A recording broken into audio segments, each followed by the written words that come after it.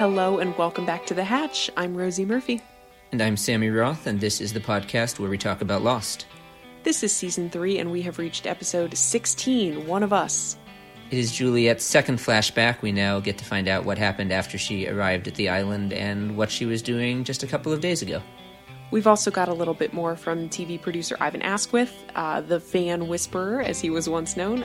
We are going to get into some of the nitty-gritty of the alternate reality game, The Lost Experience, that took place between Seasons 2 and 3. But before that, let's talk about Juliet.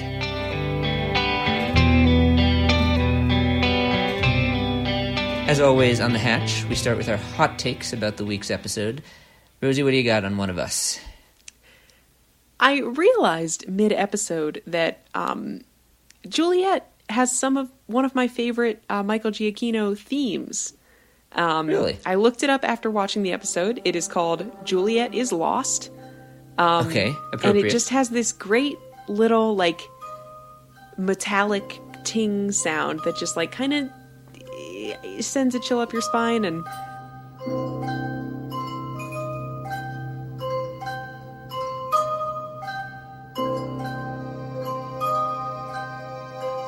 Ooh, that's really good. Yeah, right? Those, like, marimba or xylophone sound that dun dun dun dun. No, you're right. I hear that metallic ting that you're talking about. It's like... Yeah, I don't know. I heard this play and immediately it was like the hair on the back of my neck stood up. Something about this theme just gives me the good chills. I like it. Good call. Anyway, what's your hot take?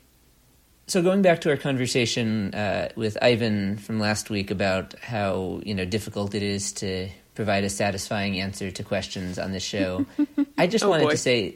No, seriously, I just wanted to say that I think this episode provides an extremely satisfying explanation of what was going on with Ethan in Season 1.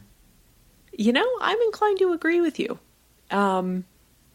Ethan, it makes sense that Ethan was sent there by the others to keep tabs on Claire's pregnancy. And they even, I thought they shoehorned the kidnapping in pretty nicely. Yeah, and frankly, this is one of the ones where I kind of think it's not even shoehorning. I kind of think this is probably what they intended. I mean, maybe they didn't envision Juliet as a character at that point, but, the whole thing with the fertility issues on the island and that Claire provides this unique opportunity for them because she conceived off-island but was now, brought there and is still pregnant. How Ethan, reacted and had to make a snap decision when he got found out, that all checks out. Anyway, Juliet. Juliet is an interesting character. Juliet has layers. Oh my goodness. Oh my goodness. Where to begin? Yeah, where do you want to begin? Oh gosh, I guess let's kind of try to go chronologically if we can here. So, okay. Juliet's flashback, of course, returns us to her. We find out that she's agreed to take this job at the mysterious Mitlos Bioscience. And, she begins to express some doubts about this thing. Because they're asking her for a lot of things that are not normally asked of one when they begin a new job. It's pretty creepy, actually. What is that? That is orange juice with a considerable amount of tranquilizer mixed in. You want me to drink it? Oh, yes. You're going to want to be asleep for the trip, Dr. Burke. It can be kind of intense. Oh, it's a tranquilizer. Yep. Yes, yep. Ma'am. Yep. Not a big deal. Just, this is what we do here. Right. Yeah. A question that I want to ask you here, because I was spending some time mulling this over. I'm curious what you think of why Juliet ultimately is willing to go along with this. Like, Richard makes that whole speech about, don't you believe you're destined to do something great? You created life where there wasn't life. Mm-hmm. But is that it, or is there something, different or deeper going on in Juliet's psyche here? I'm trying to puzzle that out. Yeah, I thought a lot about that too. You have a gift, don't you feel you're meant to do something significant with it? Seems, on one hand, like an oversimplification. Juliet doesn't seem particularly motivated by, like, raw ambition. No, not like her ex-husband. Yeah, that's kind of what this appeal feels like, and I guess... I don't know. What the heck? So I think one option here could be that Juliet has sort of been... You know, we find out in her first flashback that she was really under the thumb of her very cruel ex-husband for presumably years. And he never gave her the opportunity to pursue the work that she wanted and get any credit for it, really, it seems. And we can tell that Juliet loves her work, and we can tell that she's quite good at it because she has basically, you know, what she's done for her sister seems like something that no one has ever done before. So, I mean, maybe she does kind of have some raw ambition, or at least some, like, pure kind of scientific curiosity. And Richard is kind of playing on, hey, I see you, and I see that you have talent, and, you know, you sort of deserve to prove yourself on your own merits and not deal with your shithead ex-husband, or, you know, who I had killed for you. Yeah, right. sorry, if you remember that. Yeah, I don't know. So I think that could be part of it. Like, it's not quite raw ambition, but it's almost like, hey, this is what we see in you. Don't you also want to see that in yourself? But yeah, you're right that there's this undercurrent of, hey, remember how your ex-husband got hit by that bus right after we talked about him getting hit by a bus?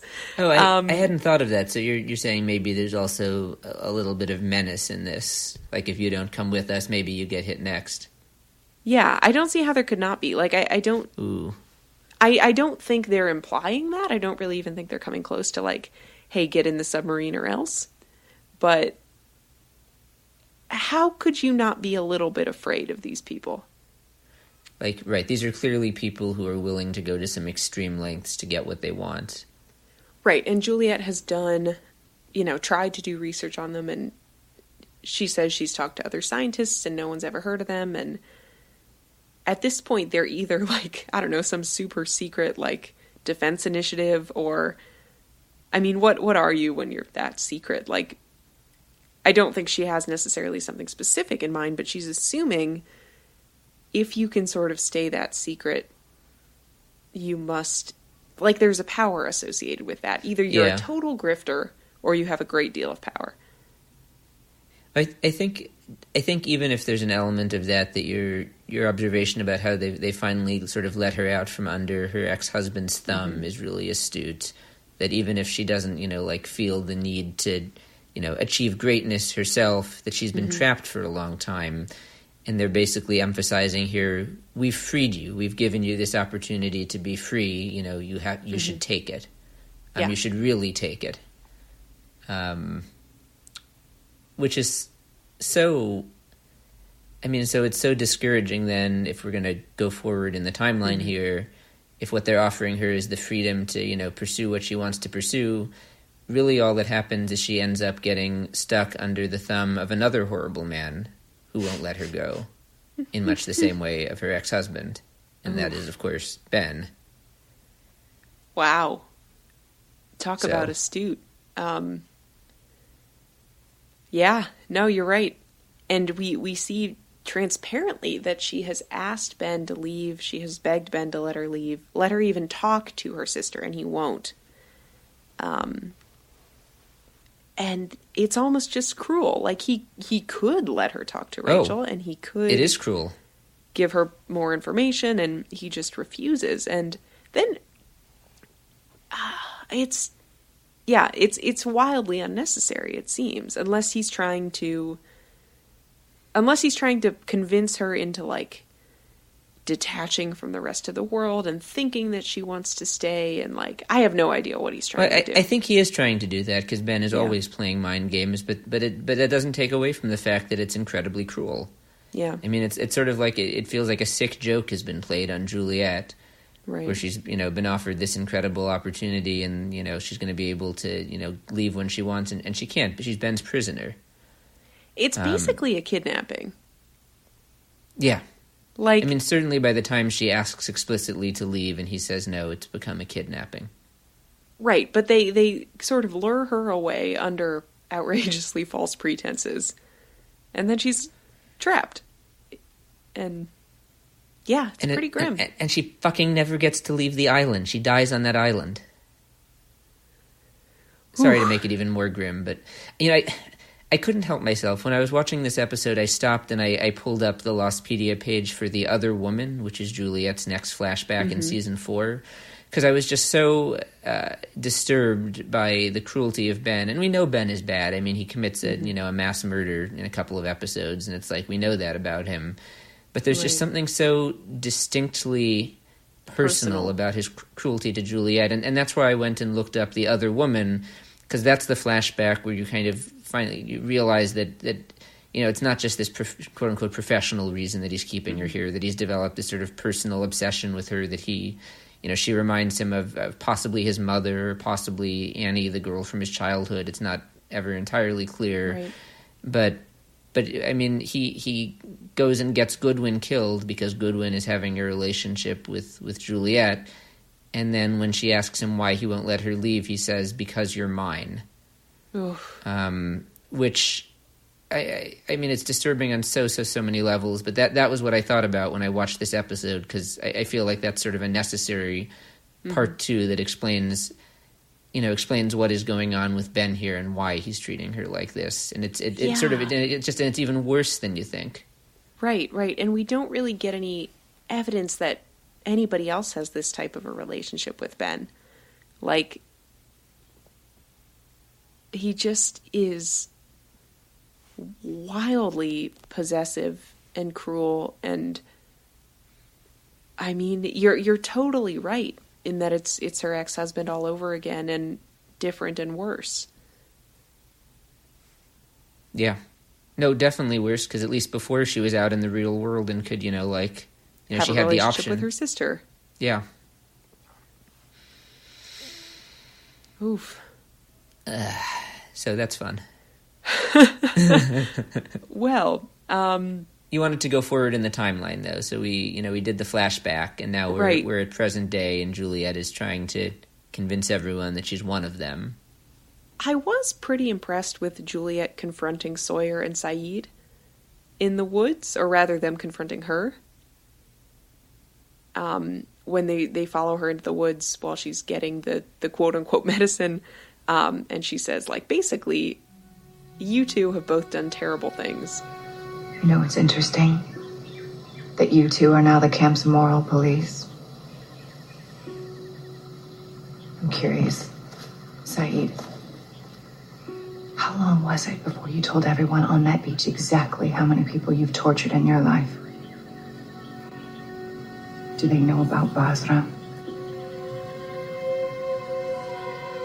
And I'm sure the first thing you did when you got here, James, was to gather everyone in a circle and tell them about the man you shot in cold blood the night before you got on the plane.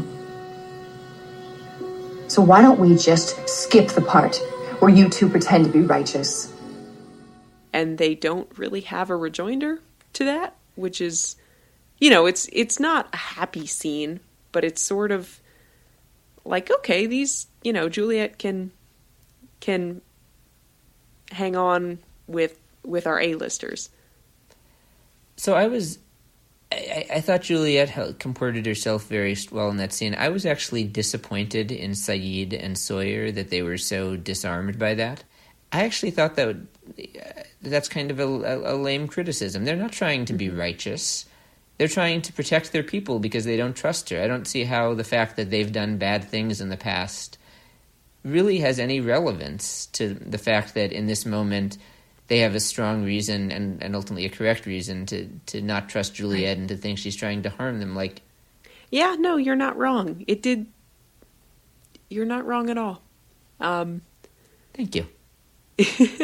I mean, I think part of it might be Juliet sort of knows things about them that no one should know.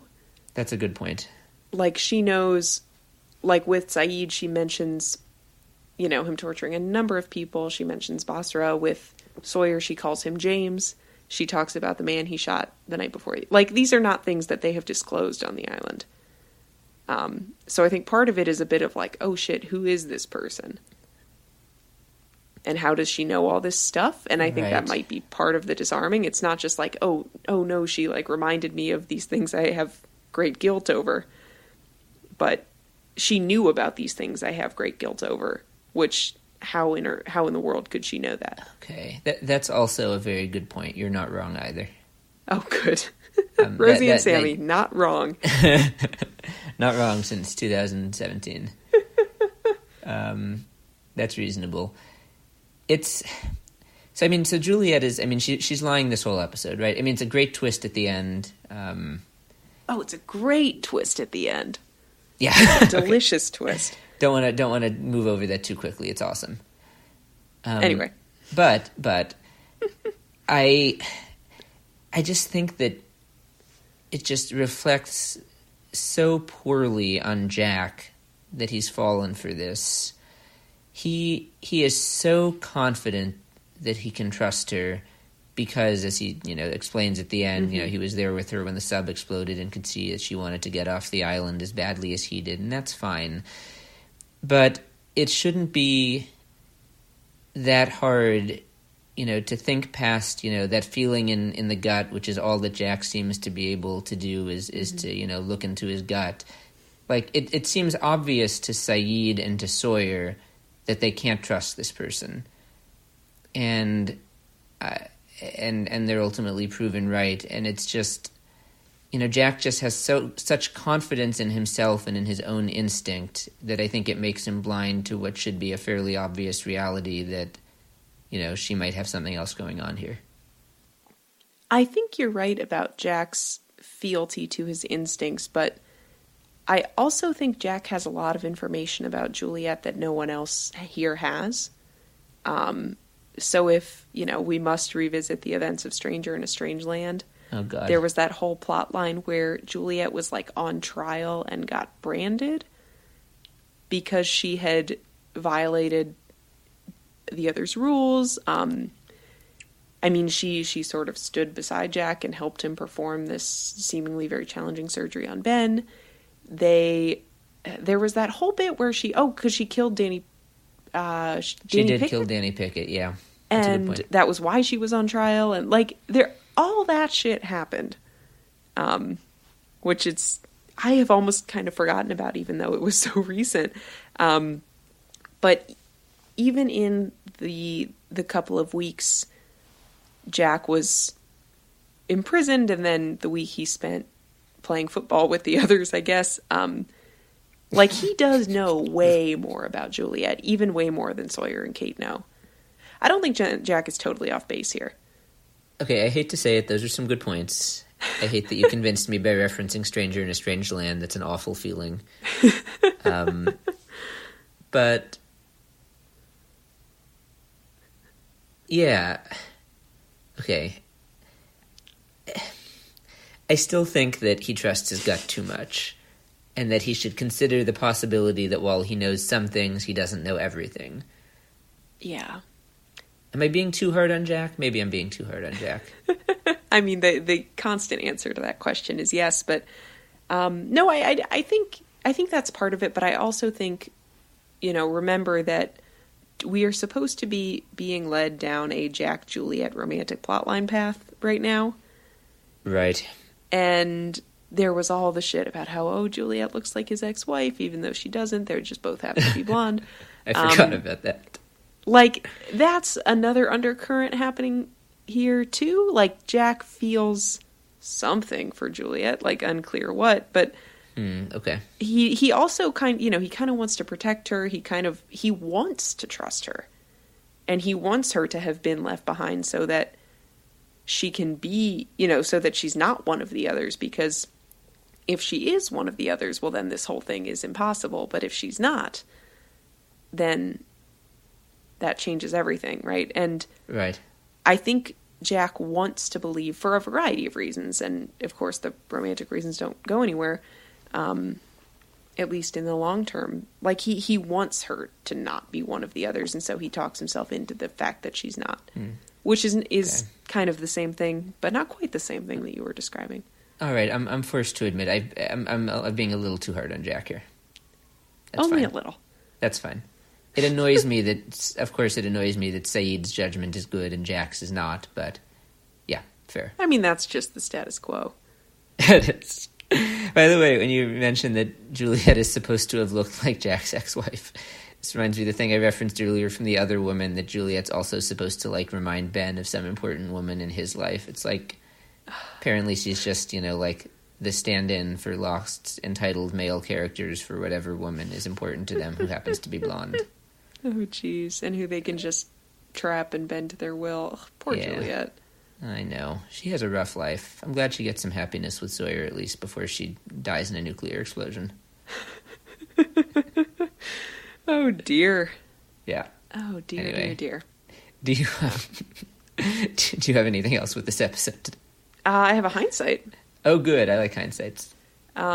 Which is that when Juliet is, sitting on the rocks, gazing out into the ocean, wondering when she will be able to come home, and Ben tells her she won't be allowed home, but he also tells her that Jacob will take care of Rachel. Does Juliet know who Jacob is? I guess she must. I guess she must. And, so she's been here for 6 months, and so I guess she knows something, and she knows that she's supposed to have faith in him, because Ben says, he insinuates that she doesn't have enough faith. I was just like, oh shit, Juliet has been here for 6 months and she already knows about Jacob and she's already expected to believe whatever one believes. That's kind of just quicker than I expected. That's reasonable. That's very reasonable, actually. Yeah. I was just struck by that scene of how later in the episode Ben continues to insist that his word means something and that I'm not a liar. The dude keeps lying about Jacob the whole damn time. He's never met Jacob. God, Ben sucks, man.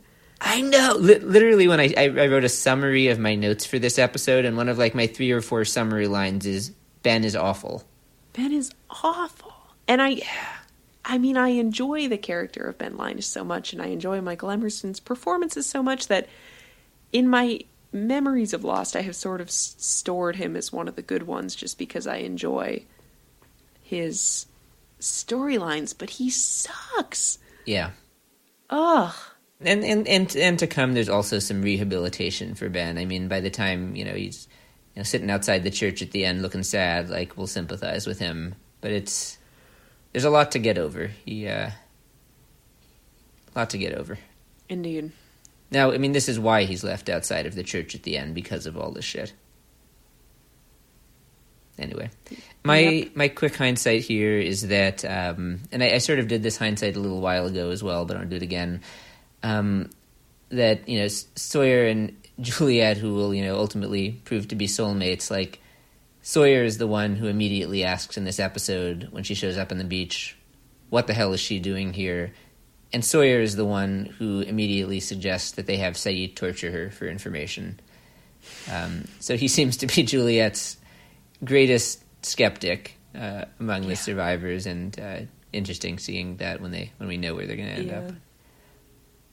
Anyway, we have more this week from our interview with Ivan Askwith. If you've been listening along the last couple of weeks, Ivan, he's a TV producer. He's done a lot of cool projects. He's written about Lost in a semi-academic sense.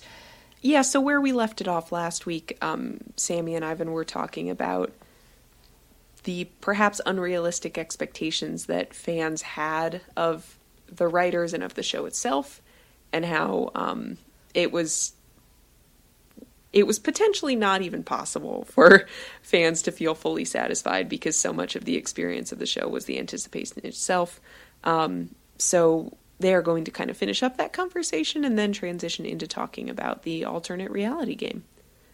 One other interesting thing that happened at that moment in time, and maybe it was happening before this, but I really feel like Lost for me was the beginning of it being noticeable, was the rise of a certain kind of TV critic online. And for Lost, the most prominent one was Jeff Jensen, Doc Jensen at EW. For sure.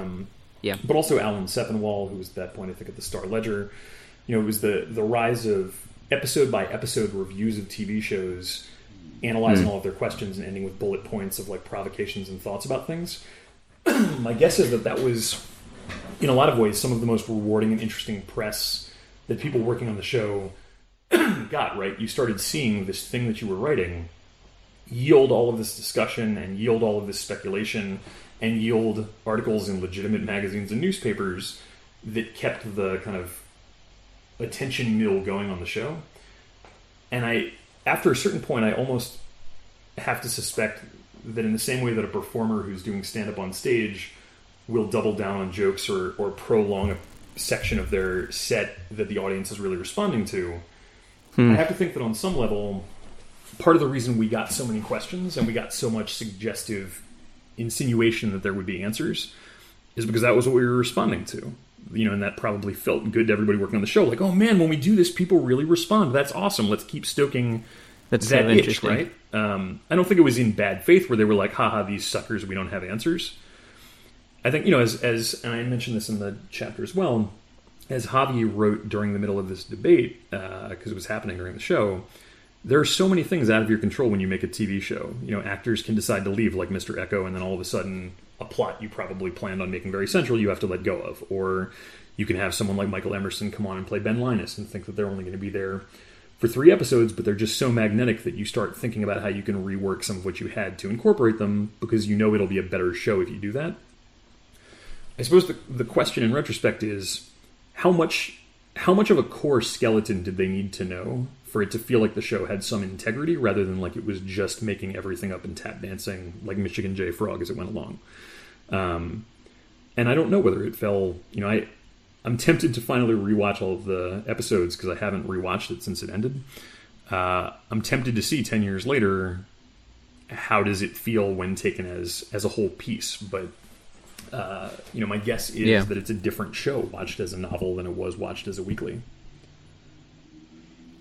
It is, and I think that my experience going through and doing the podcast with it is that, I don't know, there's definitely a lot to mine still in the show, and in terms of debates to be had and philosophical questions to be unraveled, and why did such and such a character do this, for me at least, I wonder if things had ended up being a lot more straightforward and logical and less chaotic, there might not be as much to discuss. Totally. Yeah, that's the thing. I don't think the mistake was in asking so many questions necessarily. The mistake was, I don't want a Monday morning quarterback 10 years after the fact and say, well, I know what they should have done. It's very obvious, because I'm sure it was not obvious. But I think in retrospect, the thing they probably could have done to ease a lot of the anxiety and accusations of the fan base would be to maybe pull back the throttle a little on reinforcing the idea that everything meant something. And maybe say, maybe it means something, maybe it doesn't. Like, that's half the fun of this, is wondering, what it adds up to, right? Like, there, I think, probably were ways to talk about it that would have felt less like, oh yeah, no, we need you to keep looking because there's definitely a clue buried in there, and if you just find that clue, that's going to unlock so much for you. That was a useful thing to say from a marketing perspective, but maybe not a useful thing to say from a long-term satisfaction perspective. So the Lost experience, the alternate reality game for fans of of Lost and listeners to The Hatch who might not remember this was between seasons 2 and 3 when there was this sort of campaign / experience / gosh, you're the expert on this. Why don't you describe what the Lost experience was? Oh, man. For those who may not have participated. At this point, you might do a better job of it than me, but I think the most basic answer is that the Lost experience was, especially at the time, incredibly ambitious, viral marketing / storytelling experiment that ABC ran over most of a summer.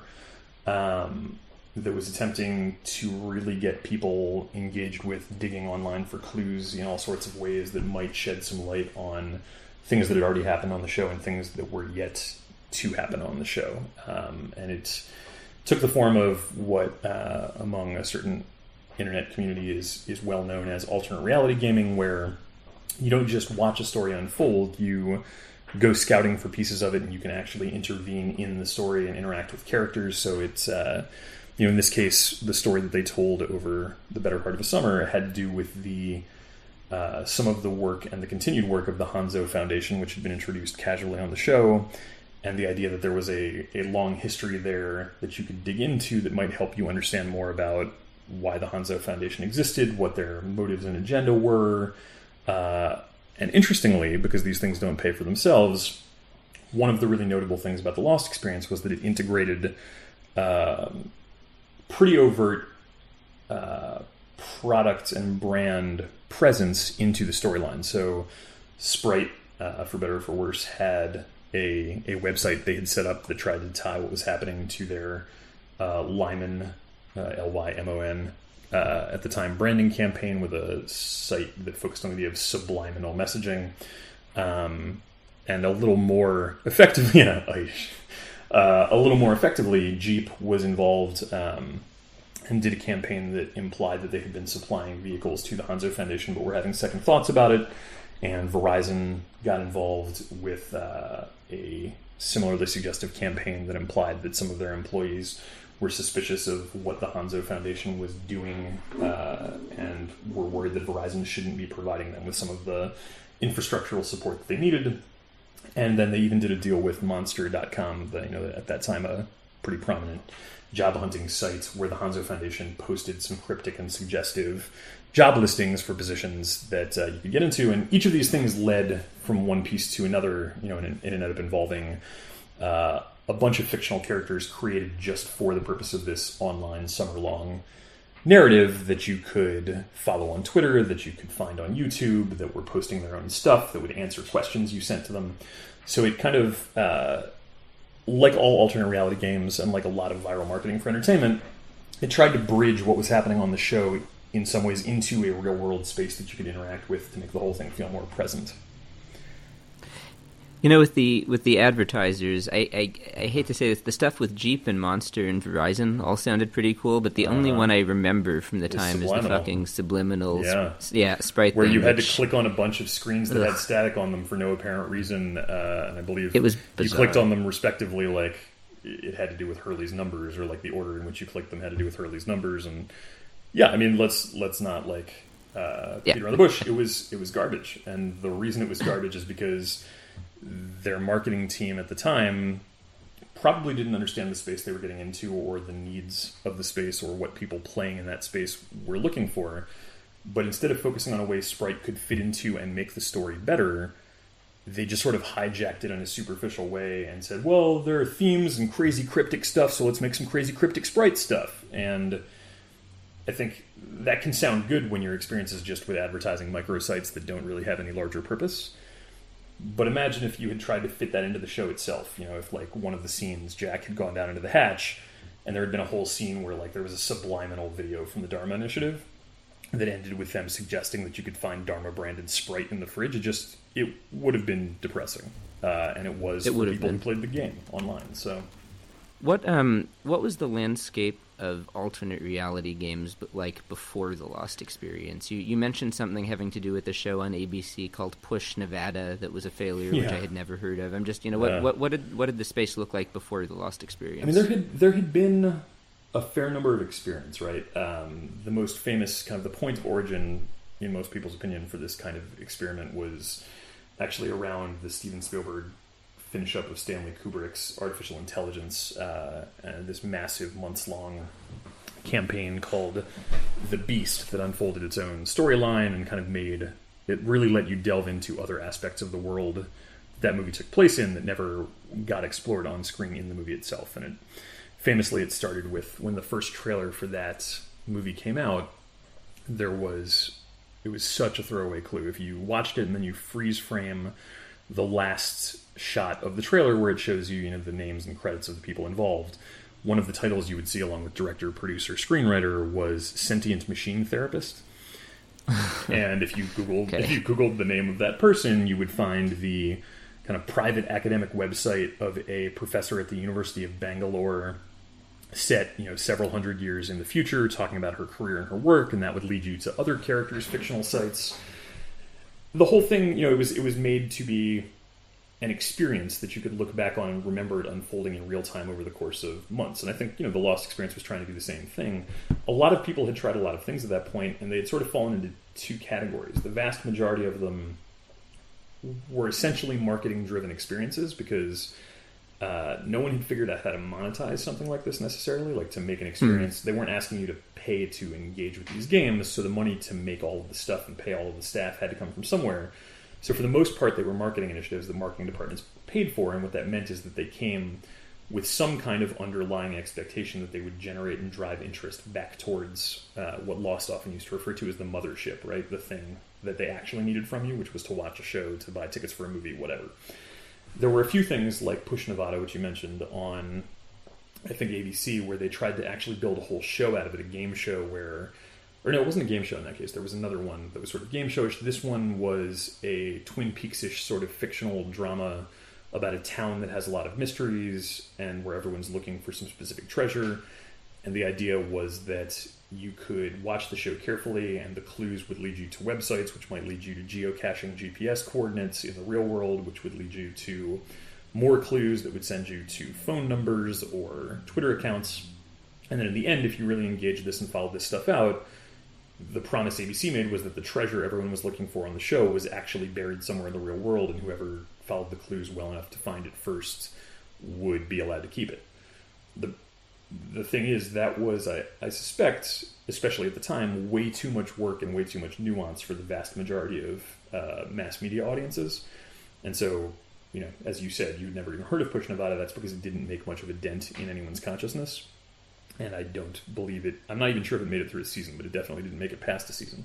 So there's precedent for this stuff. I think, as long as there have been puzzles, people have been fascinated by the idea of stories that unfold in the real world that leave room for you to actually be part of them. But they hadn't gained critical traction. I think one of the things Lost really tried to push forward was, they tried to find a place for sponsors that weren't the main product. Previously, ARGs had mostly just been promotion for the thing that they were promoting. So if it had been like that, then the Lost experience would have effectively only promoted the show Lost, in the same way that, I think actually the Oceanic Airlines website after season 1 was kind of a soft beta trial for this sort of experiment. It was, let's put something online that isn't what it appears to be and see if people respond to it enough that we should do more of it. And they got such a good response, I think, to that first season website. They were like, okay, now let's try something more ambitious. And eventually, after the Lost experience, they experimented with a different project that involved recruitment to the Dharma Initiative at Comic-Con and Apollo candy bars that you could get and all this other stuff. I mean, they did a number of experiments, but for the most part, the two big innovations of the Lost experiment, I think, were that they tried to be a lot more overt about it. They admitted that the game was coming. They didn't pretend that it wasn't really a game until it had started. They said, there's going to be this experience. If you want to be part of it, be sure to watch this episode and look for the clue.